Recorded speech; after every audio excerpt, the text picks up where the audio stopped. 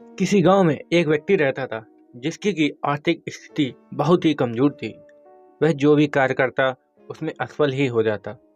वह अपनी लाइफ से काफी हद तक परेशान हो चुका था। कभी कभी तो उसे ऐसा लगता कि मैं अपनी लाइफ में कुछ कर ही नहीं पाऊंगा, मेरा जीवन व्यर्थ है, क्यों ना मैं इस जीवन को त्याग दूं। और वो ऐसा करने के लिए वहां से निकल पड़ा। रास्ते में उसकी मुलाकात एक व्यक्ति से हुई। उस व्यक्ति ने पूछा, भाई इधर कहाँ जा रहे हो? इधर तो बहुत गहरा पानी है। पर उस व्यक्ति ने कहा, मैं इस जीवन का त्याग करने जा रहा हूँ। उस बुद्धिमान व्यक्ति ने कहा, पर ऐसा क्यों? तुम तो काफी सुंदर और एक तेजवान साहसी लड़के हो, फिर ऐसा क्यों? लड़के ने बताया, मैं कोई भी कार्य करूं मैं हमेशा असफल ही रहता हूँ। वह बुद्धिमान व्यक्ति उस लड़के की बात को समझ गया। जीवन में कभी न कभी हर व्यक्ति के पास एक ऐसी परिस्थिति आती है जो उसे अपने जीवन को त्याग करने पर अग्रसर करती है। पर परिश्रम और धैर्य से हम इस मुसीबत से बाहर निकल सकते हैं। बुद्धिमान व्यक्ति ने एक युक्ति सोची। उसने उस लड़के से कहा, तुम अपना जीवन नष्ट तो करने जा ही रहे हो, तो क्या तुम कुछ दिन के लिए मेरे काम में आ सकते हो? और वह लड़का राजी हो गया। अगले दिन उस बुद्धिमान व्यक्ति ने उस लड़के को एक काम बताया। जाओ, इस जंगल में जितनी भी चींटियों से के मिट्टी के बने घर हैं सब तोड़ दो। उसने ऐसा ही किया।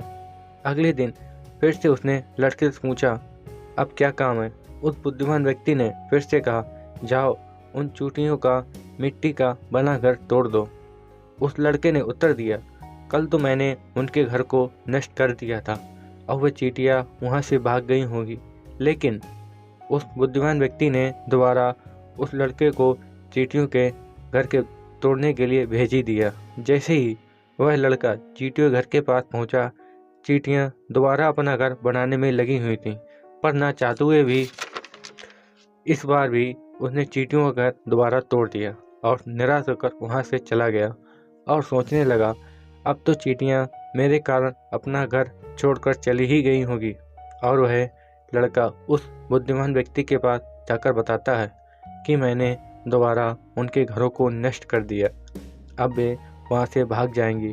पर अगले दिन फिर से उस बुद्धिमान व्यक्ति ने उस लड़के को चींटियों का घर तोड़ने के लिए भेज दिया। जब उस लड़के ने चींटियों का घर बनाते देखा और वह रोने लगा और दौड़कर उनके लिए आटा लेकर आया और उनके घरों में छोड़ दिया। वह अब समझ चुका था कि लाइफ में कितनी ही बड़ी परेशानी क्यों ना आए, हमें उन चींटियों की भांति धैर्य और परिश्रम से कार्य करना चाहिए। अंत में सब ठीक और सब सही जगह पर आ ही जाएगा।